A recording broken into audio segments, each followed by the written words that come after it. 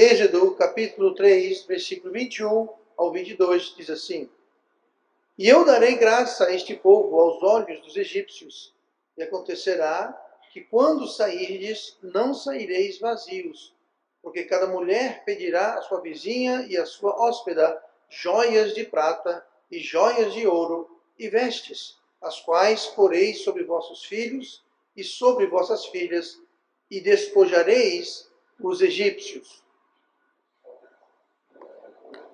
O povo hebreu achou no Egito salvação e acolhimento. Isso sob a tutela do filho de Jacó, José do Egito. No entanto, eles nunca perderam a sua identidade judaica, a sua identidade hebraica, a sua identificação como israelitas. Mas também não ganharam um lugar ou posição ou integração plena na nação do Egito. Na época de José, eles foram dados umas terras de Goshen, onde eles criavam os seus gados, e eles não se misturavam muito. Eram aceitos, eram acolhidos, eram bem-vindos, mas não houve uma total integração e eles mantiveram a sua identidade e a sua tradição. Mas a verdade é que eles eram perpétuos estrangeiros, perpétuos forasteiros à terra, mesmo sendo aceitos e acolhidos no Egito. Isso foi até que tudo mudou. Em Êxodo 1, do versículo 8, nós vemos essa mudança que se deu aos poucos, não foi algo repentino, mas foi certeiro e aconteceu. Versículo 8 de Êxodo 1, E levantou-se um novo rei sobre o Egito, que não conhecera a José. Então o tempo foi passando, José morreu, e inclusive ele pediu ao seu pai a passar aos seus irmãos a ordem de quando José morresse, e quando Deus tirasse o povo do Egito, então José já sabia que seria apenas por um tempo, por muito tempo, várias gerações. Mas José falou, quando eu morrer, leve meus ossos daqui. Eu não quero que meus ossos sejam enterrados, ou fiquem aqui no Egito. Mas o que houve é que um novo rei, gerações mais tarde, um novo rei que não conhecia José diretamente, e não conhecia, não tinha apreço ou respeito, ou conhecimento de quem era José, o que José fez.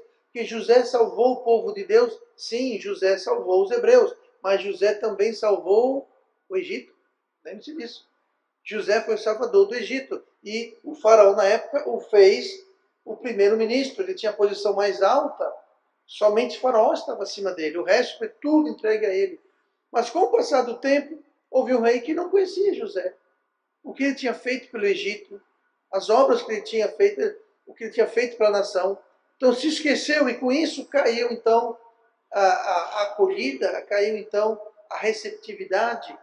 E aos poucos eles não eram mais bem-vindos. E aos poucos eles não eram mais bem vistos até. No versículo seguinte, nós lemos Êxodo 1:8, o versículo 9 fala assim.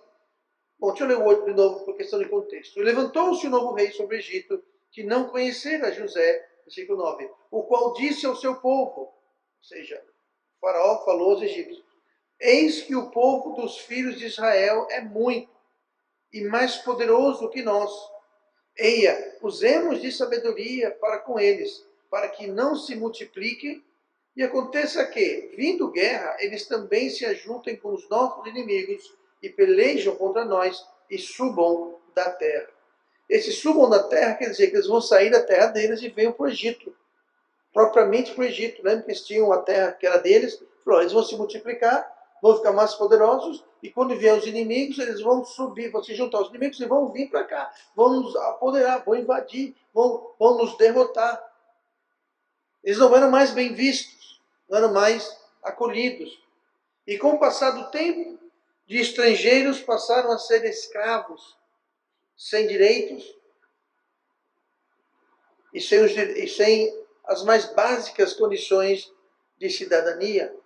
O versículo 11, ainda na sequência de Êxodo 1, e puseram sobre eles maiorais de tributos, para os afligirem com suas cargas, porque edificaram as Faraó cidades armazéns, Pitom e Ramassés. Então note como a escravidão veio através de trabalho, mas veja que interessante, a escravidão veio através de impostos, de tributos. É possível você escravizar um povo através de impostos. Você trabalha e tudo é tomado. Você paga imposto disso, imposto daquilo, imposto não sei o que mais, e do que você ganha vai ficando menos e menos e menos. É outra forma de escravidão. Então, quando você tem pessoas que estão constantemente querendo aumentar impostos, criar mais impostos, aumentar porcentagens, tudo, claro, para o bem do povo. Ali tem uma tentativa, um início, sabe de quê? Escravidão.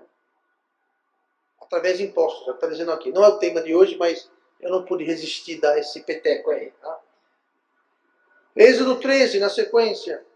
E os egípcios faziam servir os filhos de Israel com dureza.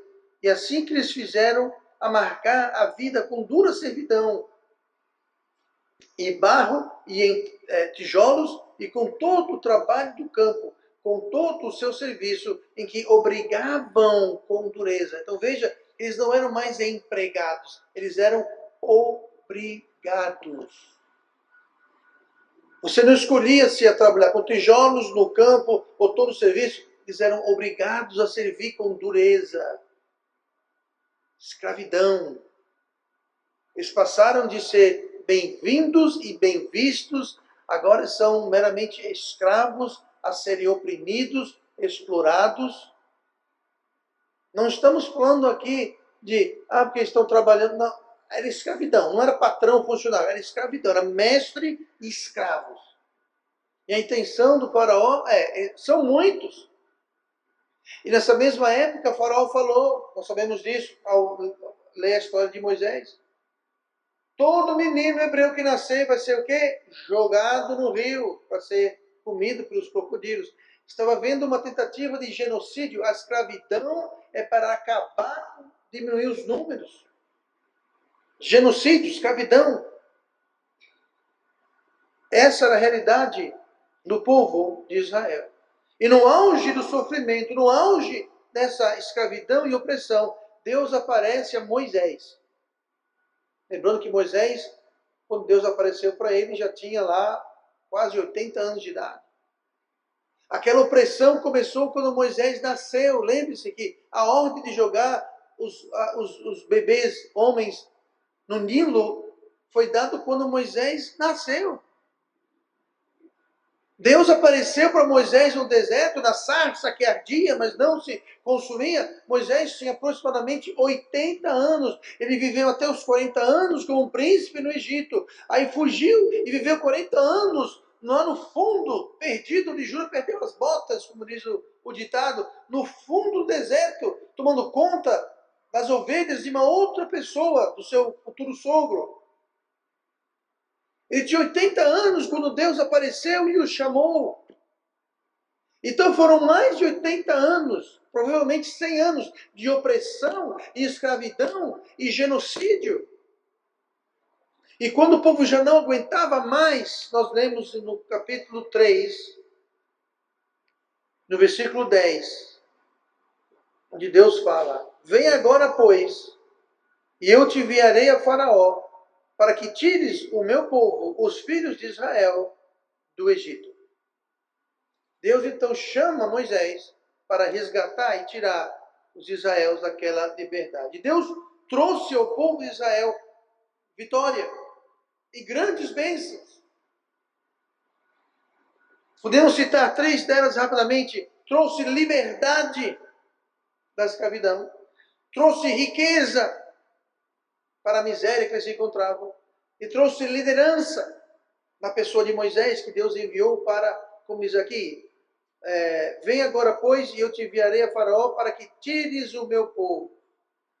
Deus mandou liberdade, riqueza, liderança. E hoje, quando alguém é salvo, Deus traz as mesmas bênçãos. Deus traz liberdade, Deus traz riqueza, Deus traz liderança. E assim como aconteceu ao povo de Israel saindo do Egito, muitas vezes, para muitos crentes, essas bênçãos maravilhosas são bênçãos desconhecidas. São bênçãos não reconhecidas. Deus traz liberdade, riqueza, liderança. Mas essas bênçãos são desconhecidas, que nos traz ao tema de hoje. Bênçãos desconhecidas. Olhe comigo no versículo 21. Vamos ver a primeira bênção desconhecida, que é a da liberdade. Liberdade, versículo 21, que nós lemos. E eu darei graça a este povo e aos olhos dos egípcios, e acontecerá que, quando saídes, isso aqui nós lemos em Êxodo 3, Deus está chamando a Moisés a tirar o povo dele. E ele fala: Moisés, quando o povo sair, não é se, é quando. Quando o povo sair, quando saíres, sai de onde? Do Egito. Sai de onde? Da escravidão. Sai de onde? Da opressão. Versículo 9. E agora eis que o clamor dos filhos de Israel é vindo a mim, e também tenho visto a opressão que os egípcios os oprimem. Eles estavam no auge da opressão, estavam no auge da escravidão, no auge do genocídio, estavam no auge do sofrimento. E Deus falou: agora vá lá e liberte o meu povo. E quando saíres, sair da opressão, quando tiverem liberdade, quando saírem da opressão, escravos não estão acostumados com liberdade. Haviam gerações nesse ponto, gerações em escravidão. Eu nasci, meu pai era um escravo, eu cresci, virei um escravo, ou eu tive um filho, ele era um escravo, eu tive um neto, ele é escravo. Gerações que só conheciam escravidão e opressão. O escravo não tem noção de liberdade. O escravo simplesmente tem a preocupação de cumprir e obedecer às ordens do mestre de escravos. Ele não escolhe quando vai acordar, ele não escolhe o que vai ter para o café da manhã, ele não escolhe o trabalho que vai fazer naquele dia, ele não escolhe que horas ele vai começar, terminar, descansar, o que vai ter para o almoço, onde vai dormir, o que ele vai usar. Ele não escolhe nada, ele é um escravo. E o escravo não entende de liberdade. O que comer, onde dormir, tudo é decidido, providenciado, fornecido pelo mestre.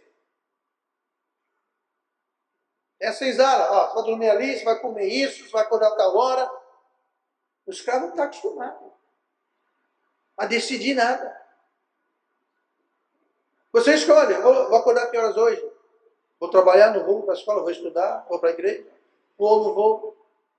Vou pedir as contas, vou procurar outro emprego.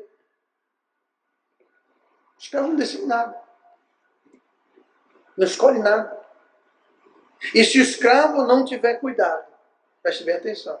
Se o escravo não tiver cuidado, ou melhor, se o ex-escravo, uma vez liberto, não tiver cuidado, ele não saberá o que fazer com a sua liberdade.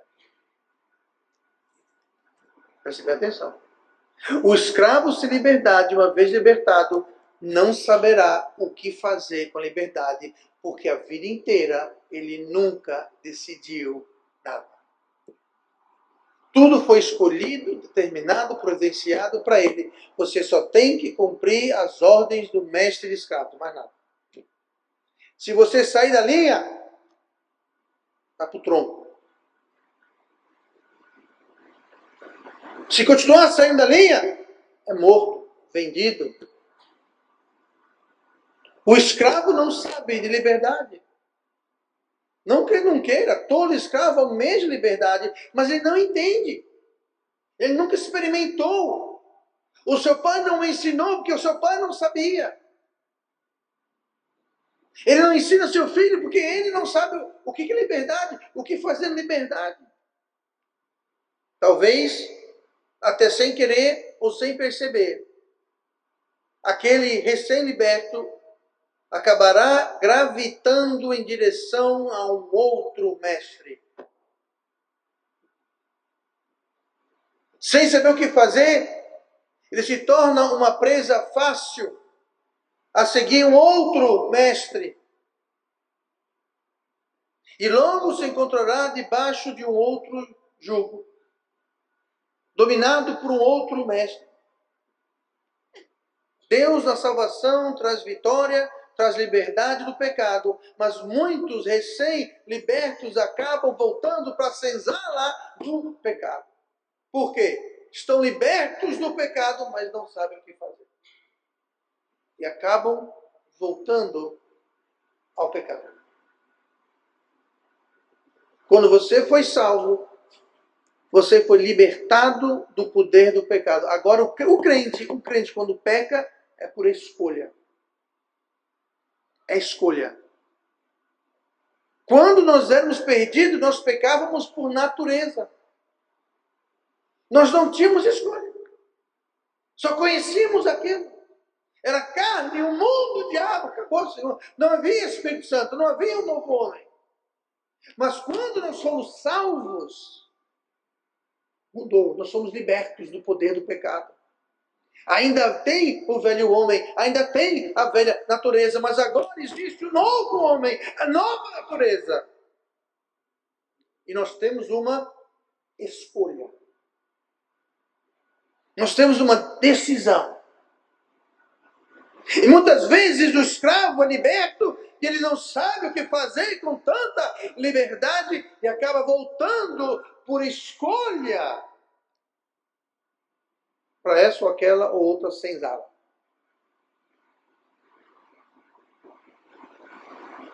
Porque é uma liberdade, é uma bênção não reconhecida, é uma bênção desconhecida. Deus não nos salvou, Deus não nos libertou para que pudéssemos pecar em paz. A graça não foi dada para que pudéssemos fazer o que a gente bem quiser, do jeito que a gente bem quiser. Não é para isso que Deus morreu na cruz, na pessoa de Cristo. A graça de Deus não é uma carta branca para a gente fazer o que a gente quer. Ela nos liberta. Qual foi um dos pecados mais proeminentes do povo depois que saíram do Egito? É impressionante. Um dos pecados mais proeminentes depois que o povo saiu do Egito foi a idolatria. A idolatria. Você lê o Velho Testamento todo, os profetas, você vê o livro dos reis, você vê problema constante. Idolatria. Paulo usa um termo curioso, falando a respeito de Atenas, na Grécia, no Novo Testamento. Lá em Atos 17, versículo 16. Quando Paulo esteve em Atenas, ele disse: e enquanto Paulo os esperava em Atenas, o seu espírito se agitava em si mesmo, vendo a cidade tão entregue à idolatria. Tão entregue à idolatria. Essa frase, tão entregue à idolatria, é a tradução de uma palavra grega. É a palavra kateidolos. Kateidolos. É a preposição kata e a palavra grega eidolon, que é ídolo. Ídolo, um ídolo. Kata, você tem uma ideia do que significa a preposição kata? No português nós temos catabolismo, catástrofe, catatumba, e assim vai. Essa palavra kata é algo negativo, é algo que vai contra, que mata, que destrói, que é o contrário. O que é catabolismo? É o processo que o corpo começa a se consumir, começa a se degradar. Catabolismo. Catástrofe, algo que destrói, algo que traz sofrimento. Catatumba é o lugar da morte, dos mortos. O que essa palavra cataídros quer dizer, podemos traduzir assim, que Paulo viu a cidade se acabando na idolatria, se destruindo, cataídros. A cidade estava se acabando, estava se catabolizando, estava se consumindo. A cidade estava sendo consumida, estava se acabando devido ao quê? Idolatria. E Paulo fala que via vários ídolos pela cidade. Inclusive um que dizia ao Deus desconhecido, até isso, ao Deus desconhecido. Por boa medida, vamos colocar aqui um ao Deus desconhecido. Idolatria é uma afronta a Deus.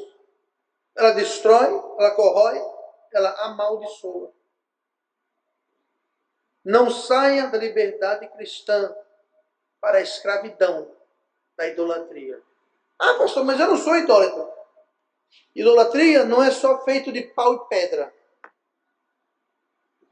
Idolatria também existe no nosso coração. É qualquer coisa, concreta ou não, que nós colocamos acima de importância a Deus. Não interessa? Não precisa ser algo concreto, palpável. Qualquer coisa que você coloca à frente de Deus é um ídolo.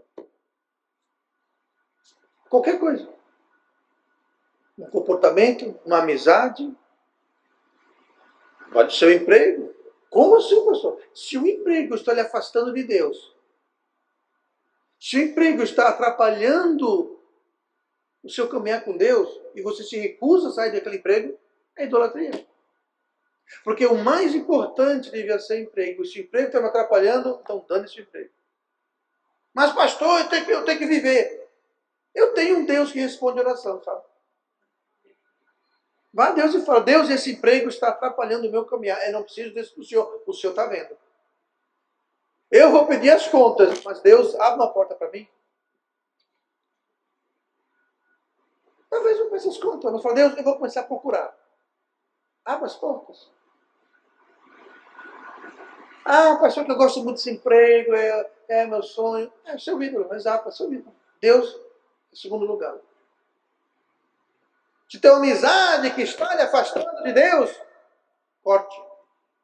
Ah, mas eu sou amigo desde os 3 anos de idade. Corte. Não consigo. É um ídolo. É um ídolo. E o ídolo destrói. A idolatria estava destruindo Atenas. Riqueza. Está aí um ídolo que você fala com as pessoas, a resposta é, não, mas é dinheiro. Ah, se for dinheiro, então... Se for dinheiro, né? Porque afinal, dinheiro é o Deus. Prioridade, dinheiro. O resto vem depois, inclusive Deus. Lazer, orgulho, vontade própria, teimosia, obstinação. Tudo isso nos leva de volta à escravidão. Idolatria escraviza. A escravidão da idolatria. E o povo tinha liberdade, mas escolheram se voltar a ídolos. E teimosia e obstinação. Reclamando no deserto, só tem essas codornas, só tem esse pão ácido, só tem essa água, essa rocha aí que ensinam a gente, só tem essa coluna de fogo e de fumaça. Esse Deus, reclamação, obstinação, idolatria. Por quê? Não estavam reconhecendo a liberdade que Deus tinha dado a eles. Liberdade desconhecida, não exercida, acaba resultando em idolatria. Você vai colocar alguma coisa à frente de Deus e aquilo vai lhe escravizar. E você vai ser liberto e vai voltar para senzala. Por escolha, por opção. E aquilo vai destruir as nossas vidas. Olha no versículo 21, a primeira bênção foi liberdade. A segunda bênção, rapidamente, riqueza. E eu darei graça a este povo aos olhos dos egípcios, E acontecerá que quando saíres, não saireis vazios. Vocês não vão sair com os bolsos vazios. Vocês não vão sair com as mãos vazias. Vocês vão sair ricos. Ricos. O escravo não entende de liberdade. O escravo também não entende de riqueza. Porque o escravo não tem riqueza. O escravo vive na pobreza. É verdade que eles ainda possuíam alguns pertences, alguns animais, seus rebanhos, mas com toda certeza eles não eram ricos em nenhum grau neste mundo. E Deus prometeu que sairiam da escravidão com riquezas. Versículo 22. Porque cada mulher pedirá à sua vizinha e à sua hóspeda joias de prata, joias de ouro e vestes, as quais poreis sobre vossos filhos e sobre vossas filhas, e despojareis os egípcios. Escravos não entendem muito de ouro, de riqueza. São pobres, oprimidos, na miséria ou muito perto dela. Não sabem, não querem saber o que é, de onde vem e quem trouxe ou para que serve. O escravo quer saber daquele dia o que eu vou comer, onde eu vou dormir, o que eu tenho que fazer, para não levar umas chicotadas. Essa é a preocupação do escravo. Ouro e prata ele não entende. Vestes, falou, deve vestes. O escravo não tem vestes esplêndidas. São escravos. Eles querem saber de sobreviver. Pessoas sem esperança, pessoas sem amparo, pessoas querem saber o que vão comer hoje, onde vão dormir hoje. Ouro e prata não é importante. De onde vem o ouro de Deus? Pela mão dos egípcios. Vocês vão espojar. Essa palavra espojar é um termo militar. É o espólio, é o que o vencedor faz ao vencido. Quem ganhou a guerra vai lá e despoja, leva as riquezas, leva o espólio.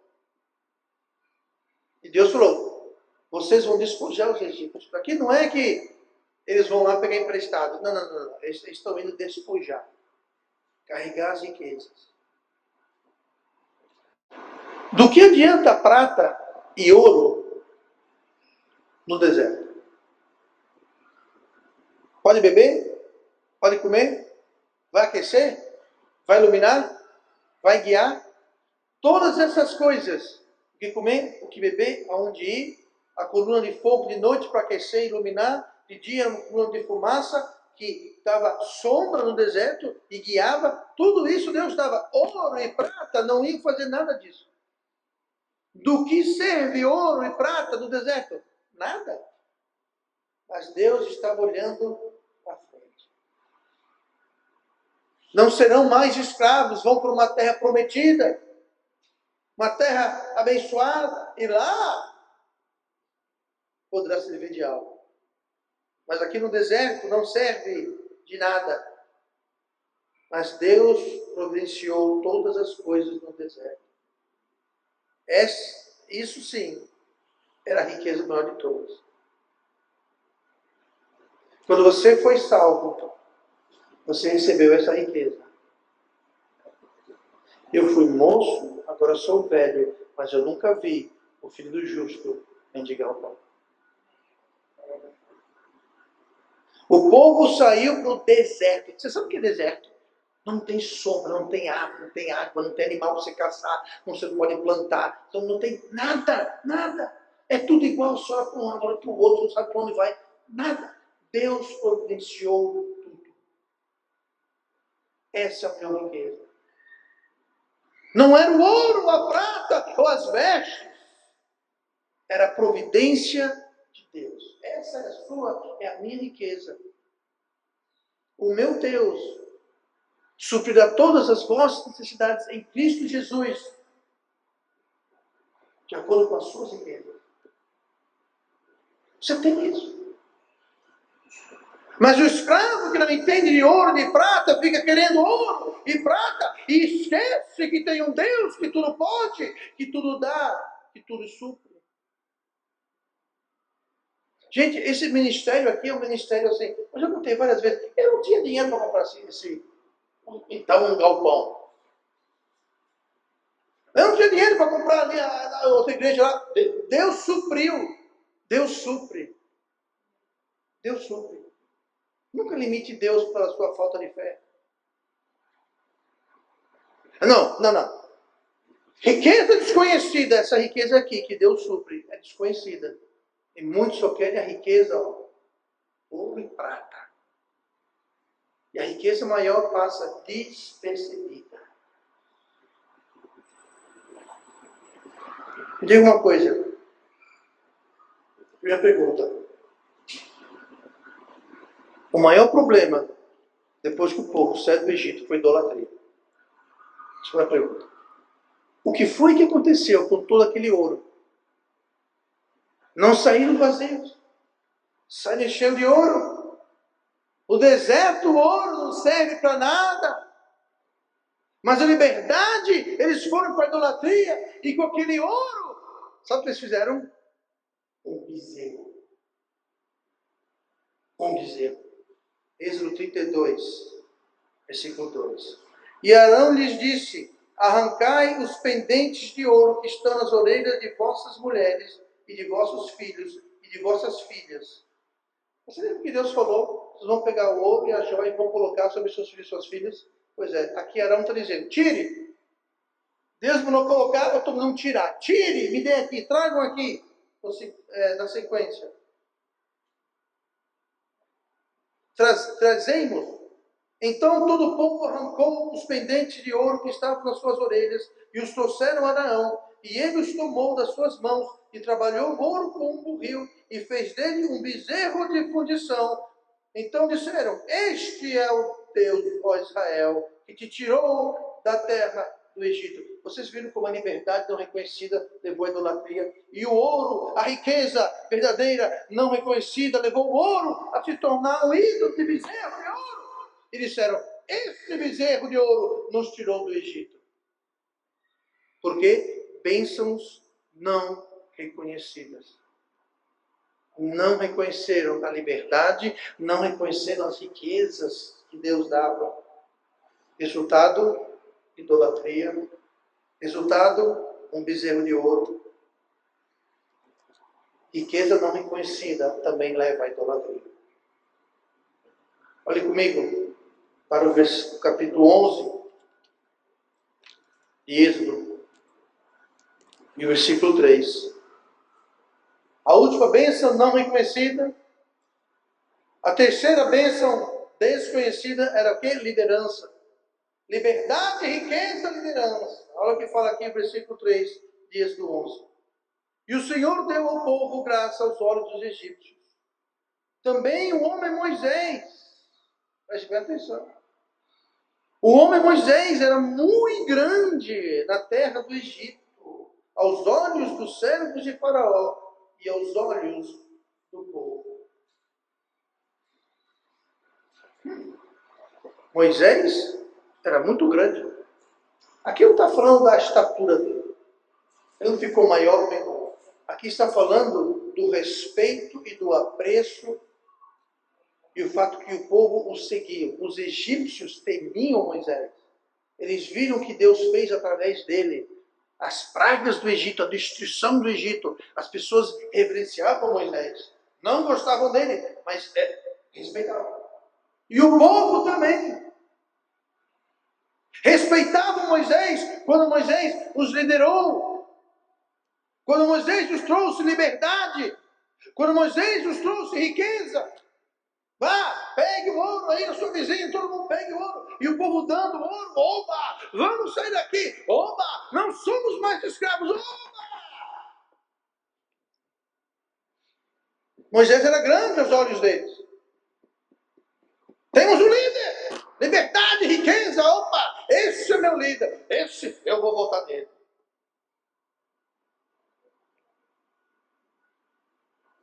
Deus escolheu e chamou Moisés para não só libertar, enriquecer mas guiar o seu povo à terra prometida. Êxodo 32, 34. Vai, pois, agora, conduze este povo para onde eu te tenho dito. Vai, Moisés, você libertou, estão livres, cheios de ouro, conduzam-os à terra prometida. Deus sempre usa um homem escolhido para liderar e para guiar. Sempre.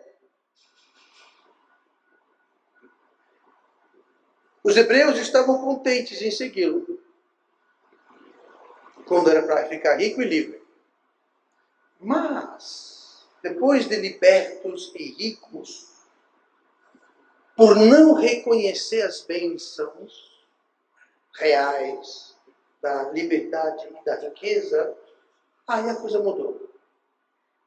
Por não reconhecer a liberdade e a riqueza, eles caíram em idolatria.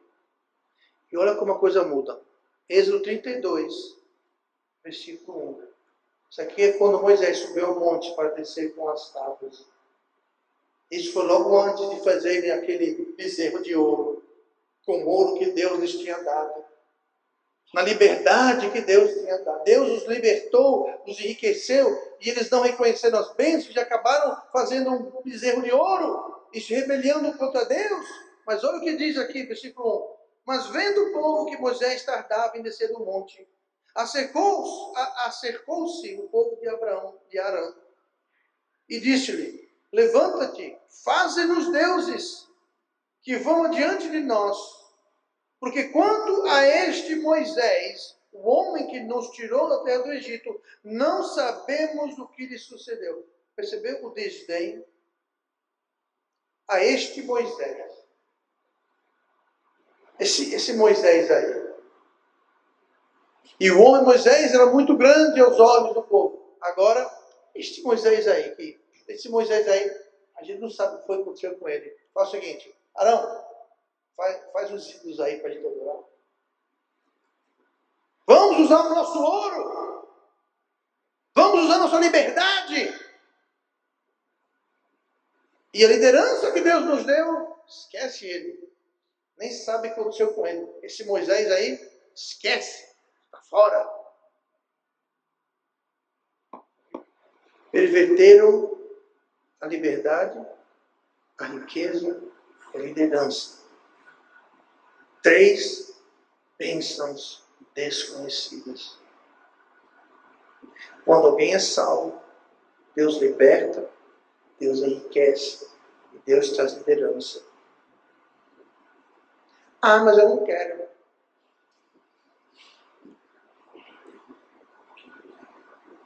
Ao recusar Moisés, o que eles disseram?